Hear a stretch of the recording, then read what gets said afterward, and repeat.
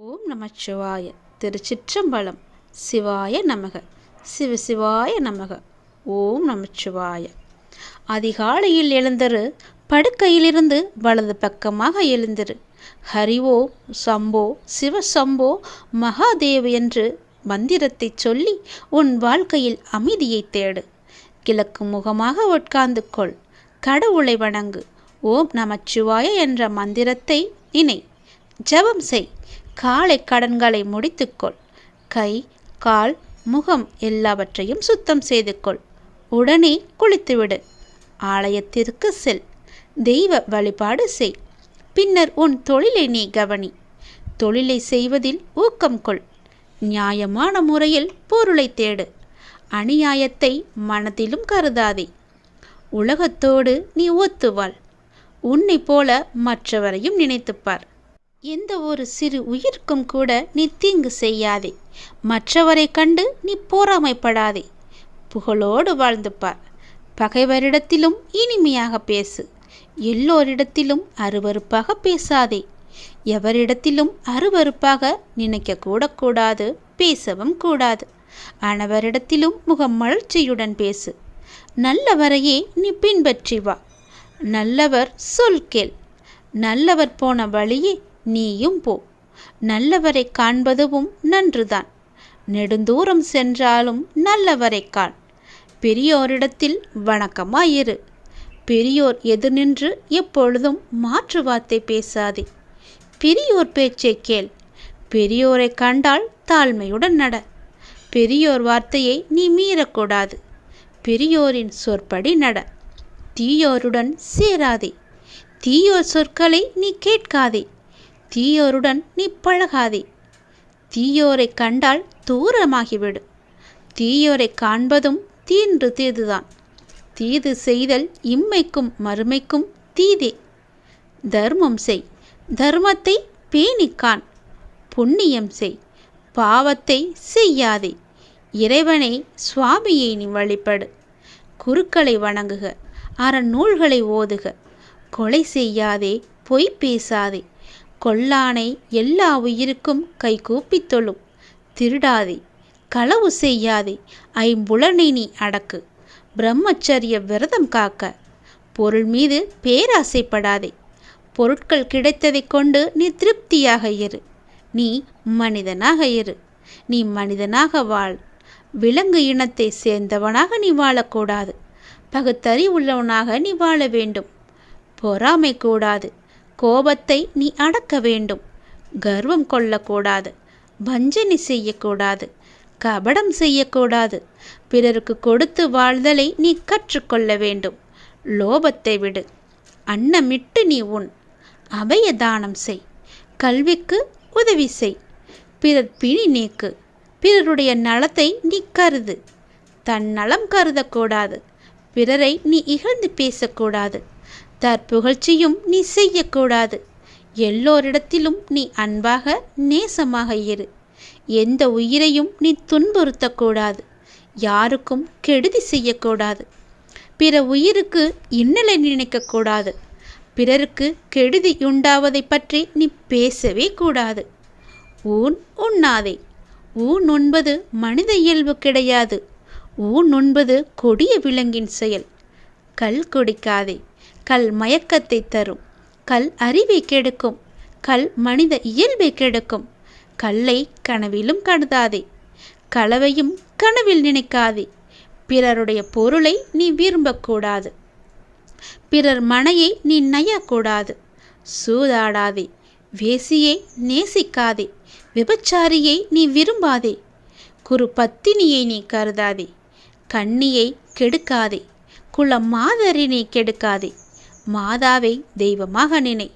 செய் நன்றி நீ மறக்கக்கூடாது. பித்ரு துரோகம் நினைக்கக்கூடாது. தாயாதி துரோகம் நினைக்காதே. அன்னினவரை நீ காப்பாற்று. உன்னை தேடி வருபவரை உதவி செய். பிராணிகளை நீ வதைக்காதே. காலம் தவறி தீனி உண்ணாதே. பொய் பிரச்சாரம் செய்யாதே. பிறருக்கு துன்பம் ஏற்படும் செயல்களையோ செய்யாதே. உண்மையற்றதை விலகி பார். உண்மையற்றதை உலகில் நீ பரப்பாதே. ஆண் பெண் சம்பந்தமான ரகசியத்தை நீ வெளியிடக்கூடாது. ரகசியத்தை அறிந்தாலும் அறியாமல் இருந்துவிடு. வெளிப்படாமல் இருந்துவிடு. வெளிக்காட்டாமல் இருந்துவிடு. பிறர் பொருளை நீ அபகரிக்கக்கூடாது. உன்னிடம் பிறர் இருப்பு வைத்த பொருளை அவர் மறந்துவிடினும் அதனை திருப்பி நீ கொடுத்து விடு. பிறர் பொருளை அபகரிக்க கனவிலும் கருதக்கூடாது.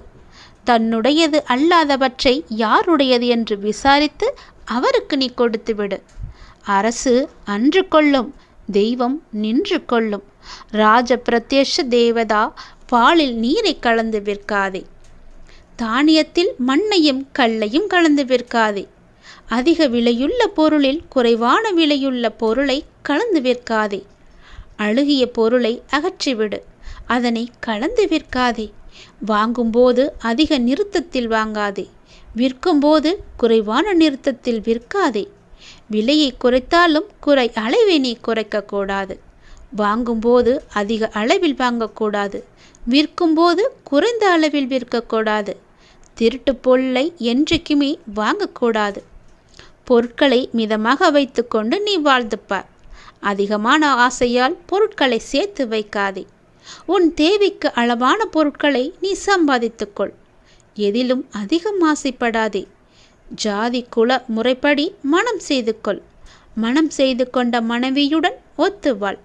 மனைவி மனம் நோக எதையும் செய்யாதே.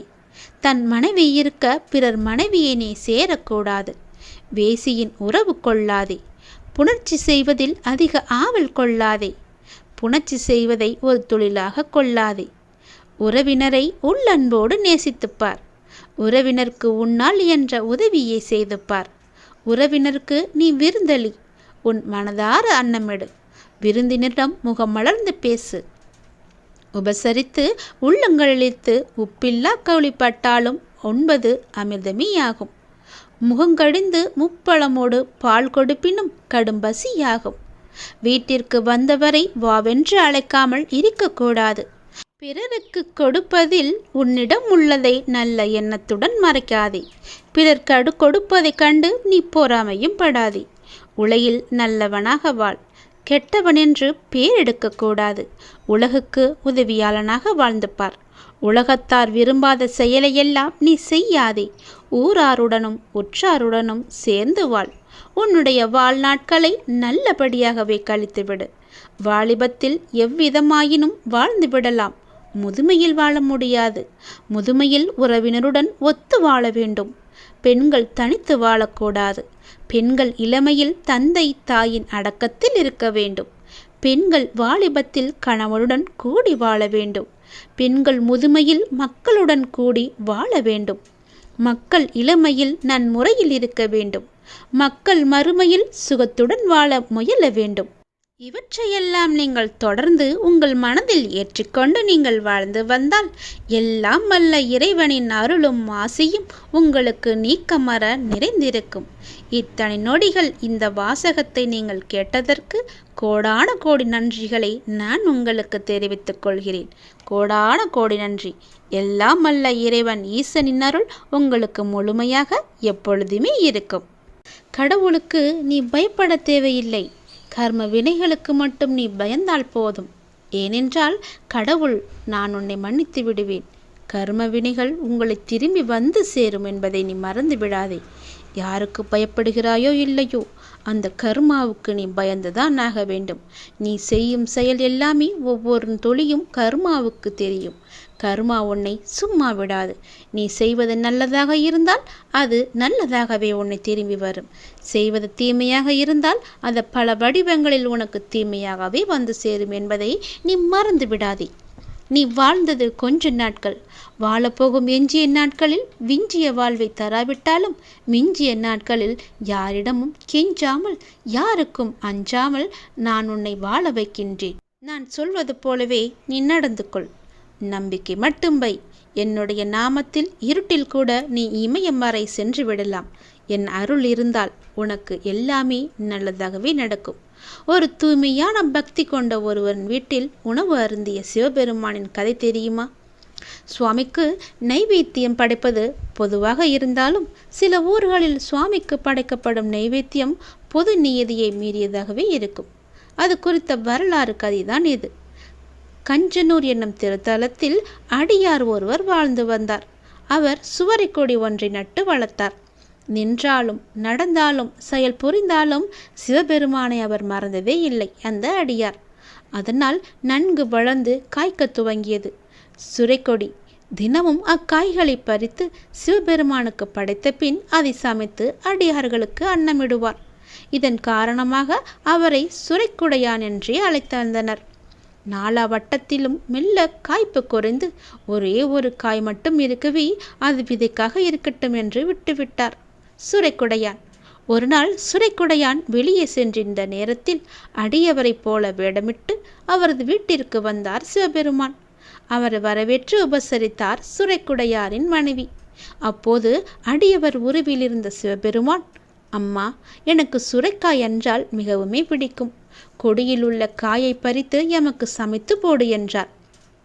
அவரது மனைவியோ, அது விதைக்காக விடப்பட்டிருக்கிறது. என்னுடைய கணவர் வெளியே சென்றிருக்கிறார், வந்துவிடட்டும் என்றாள் சுரைக்குடையாரின் மனைவி. சிவபெருமான் விடுவாரா? அவர் வரும்போது வரட்டும். சுரைக்காய் விதைக்காக விடப்பட்டதாக சொன்னாயல்லவா, அதில் பாதியை எனக்கு சமைத்து போட்டுவிட்டு மீதியை நீ விதைக்காக வைத்துக்கொள்ளேன் என்றார். இந்த இக்கட்டான சூழ்நிலையில் வேறு வழி இல்லாமல் சுரைக்காயை பறித்து சிவபெருமான் சொன்னபடியே சமைத்து உணவிட்டார் சுரைக்குடையான் மனைவி. உண்டு முடித்து வாழ்த்தி விடை பெற்றார் அடியவர் உருவில் வந்த சிவபெருமான். சற்று நேரத்தில் வீடு திரும்பிய சுரைக்குடையான் சுரைக்காய் பாதியாக அறிந்து இருப்பதை பார்த்து மனைவியிடம் கேட்க, அடியார் ஒருவர் பசியோடு வந்தார். சுரைக்காயை பார்த்து அதை சமைத்து போடுமாறு கேட்டார். நான் விஷயத்தை சொல்லியும் பாதி விதைக்காக இருக்கட்டும், மீதியை எனக்காக சமைத்து கொடு என்றார். வேறு வழியே எனக்கு தெரியவில்லை, அப்படியே செய்தேன். சாப்பிட்டு அவர் போயும் விட்டார் என்று நடந்ததை கூறினாள். சுரைக்குடையானுக்கோ கோபம் தாங்கவில்லை. விதைக்காக விடப்பட்டதை அறிந்த உனக்கு தண்டனை கொடுத்தே தீருவேன் என்று சொன்னதோடு தண்டிக்கவும் முற்பட்டார். சிவபெருமானை எண்ணி முறையிட்டு புலம்பினார் அவர் மனைவி. அப்போது அசிரியாக, அன்பனி, தூய்மையான பக்தி கொண்ட உனக்காகவே யாம் அடியாராக வந்து உன் இல்லத்தில் அமுது உண்டோம். உனக்கும் உன் மனைவிக்கும் இனி பிறவி கிடையாது. யாம் முக்தியை அளித்தோம் என்று கூறி அருள் புரிந்தார் சிவபெருமான்.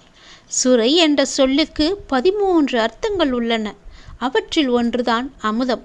அன்று முதல் கஞ்சனூர் கோவிலில் சுரைக்காய் நைவேத்தியம் செய்யப்படுகிறது. சில கோவில்களில் நைவேத்தியம் வேறுபாடாக இருப்பதற்கான காரணத்தை சொல்லும் இக்கதை அடியார்க்கு அன்னமிடுவதன் பெருமையையும் இறைவனின் கருணையையுமே வெளிப்படுத்துகிறது. கடவுள் இல்லை என்று சொல்பவர்களுக்கு நீங்கள் சொல்லுங்கள், உங்கள் விரலின் மேல் பாகம் கூட சிவலிங்கத்தின் அம்சம் என்றும், உணவில் ஒதுக்கி வைக்கும் கருவேப்பிலை கூட லிங்க வடிவம் என்றும், கடவுள் நம்முடன் எல்லா வடிவங்களிலும் இருக்கிறார் என்று அவர்களிடம் சொல்லுங்கள். எங்களுக்கு துணையாக அந்த சிவன் அப்பன் இருக்கிறார் என்று உங்கள் நெஞ்சை நிமிர்த்தி சொல்லுங்கள். நான் சிவன் பிள்ளை என்று உங்கள் நெஞ்சை நிமிர்த்தி சொல்லுங்கள். கர்வமாக சொல்லுங்கள். நாம் அனைவருமே சிவனின் பிள்ளைகள் என்பதில் பயமே கொள்ளக்கூடாது, அஞ்சவும் கூடாது. நம்பிக்கையோடு சிவன் பிள்ளை என்று தைரியமாக சொல்லுங்கள்.